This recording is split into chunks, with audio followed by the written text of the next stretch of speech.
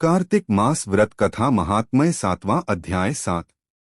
कार्तिक मास व्रत कथा के 7वें अध्याय में नारद जी कार्तिक मास के व्रतों के नियमों के बारे में बता रहे हैं। साथ ही कौन सी तिथि को कौन सा भोजन करना चाहिए और क्या नहीं करना चाहिए। कार्तिक मास का व्रती सदा ब्रह्मचर्य से रहे, पृथ्वी पर शयन करे और दिन के चौथे पहर को केवल एक बार पत्तल पर खावे। श्री नारद जी बोले, हे राजन, अब कार्तिक मास का व्रत करने वालों के नियम सुनिए। मैं संक्षेप में कहता हूँ।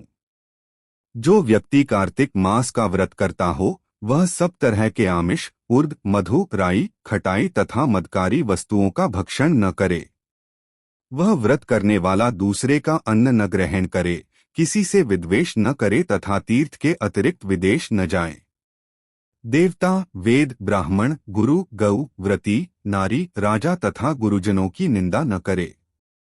कार्तिक मास का व्रत करने वाला दाल, तिल, तेल, पकवान, क्रय किया हुआ पका भोजन न ग्रहण करे। निंद्य भावना, कुवाच का त्याग करे। किसी भी जीव का मांस, चूना, जंबीरी, नींबू, मसूर, बासी तथा जूठे अन्न का परित्याग करे।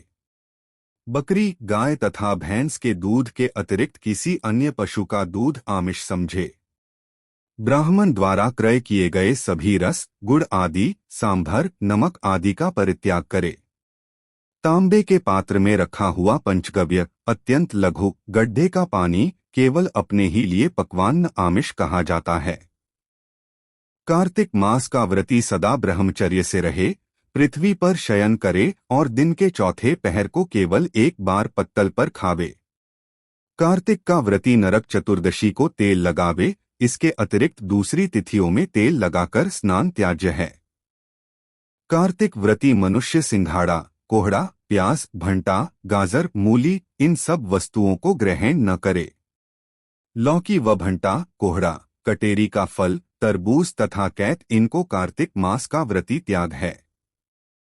व्रती मासिक धर्म के समय स्त्री से, चांडाल, पापी, ब्राह्मणद्रोही और नास्तिकों से संभाषणी न करे। उपर्युक्त मनुष्यों, कुत्तों तथा कौओं द्वारा दृष्ट पका भोजन, सूतक के समय का पका भोजन, 2 बार पकाया हुआ जला अत्र न खावे। अपनी शक्ति के अनुसार कृच्छ, चांद्रायण आदि व्रत श्री विष्णु भगवान की प्रसन्नता हेतु करे और पूर्व वर्णित नियमों का पालन करे। कार्तिक व्रत करने वाला प्राणी प्रतिपदा को कुम्हड़ा, द्वितीया को कटहल, तृतीया को तरुणी स्त्री, चतुर्थी को मूली, पंचमी को बेल, षष्ठी को तरबूज, सप्तमी को आंवला, अष्टमी को नारियल, दशमी को लौकी, एकादशी को परवल, द्वादशी को बेर, त्रयोदशी को भंटा, चतुर्दशी को गाजर तथा पूर्णिमा को शाक ये वस्तुएं तथोक्त तिथियों में न खाए और रविवार को आंवला का भक्षण न करे।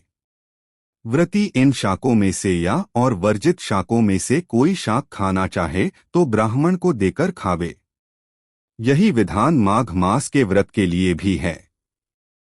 देवोत्थापिनी एकादशी में पूर्वोक्त विधानानुसार नृत्य, जागरण, गायन, वादन आदि करे। इस प्रकार विधिवत व्रत करने वाले व्रती को देखकर यम के दूत जैसे सिंह की गर्जना से हाथी भाग जाते हैं, उसी तरह वहां से भाग जाते हैं। यह कार्तिक व्रत सब व्रतों में श्रेष्ठ है। इसके अतिरिक्त जितने व्रत यज्ञादि हैं वे शत संख्या होकर भी इसकी तुलना नहीं कर सकते, क्योंकि यज्ञादि करने वाले प्राणी केवल स्वर्ग में ही निवास करते हैं, किंतु कार्तिकव्रती उससे श्रेष्ठ बैकुंठ लोक में जाते हैं।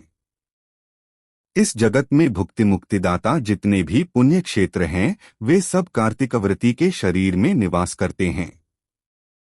खराब सपने, मनसा, वाचा और कर्मणा किसी प्रकार का भी पाप हो वह सब कार्तिक व्रत करने वाले प्राणी को देखते ही नष्ट हो जाते हैं।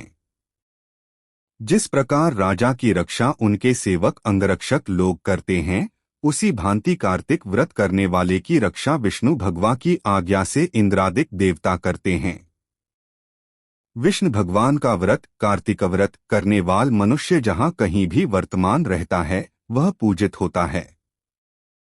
वहां पर ग्रह, भूत और पिशाच आदि कोई भी नहीं रहने पाते।